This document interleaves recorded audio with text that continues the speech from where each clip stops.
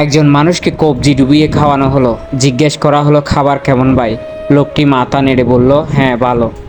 এর পরের ঘটনা আপনারা হয়তো জানেন।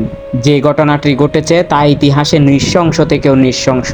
সেই মানুষকে ফিটিয়ে মেরে ফেলা হলো শেষ পর্যন্ত। এতই যদি তোরা হিংস্র, তাহলে খাওয়ালি কেন? এমনই প্রশ্ন মানুষের মনে। তবে কি মানুষকে বোঝানোর জন্য যে অন্তত খাওয়াই মেরেছি, তা এই জন্যই খাওয়ানো হলো তাকে? কবে তোরা মানুষ হবি আর কতদিন জানোয়ার রবি?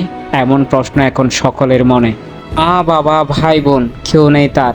এমন এক পৃথিবীতে এসেছে দুর্ভাগা যে তাকে এমনভাবেই চলে যেতে হলো। হয়তো এই পৃথিবীতে তার জায়গা হয়নি পরের পৃথিবীতে সুন্দর জীবন কাটানোর জন্য। তবুও তো মন মানে না, সেই না হয় চলেই গেল, কিন্তু পরবর্তীতে কে হচ্ছে তাদের পরবর্তী টার্গেট?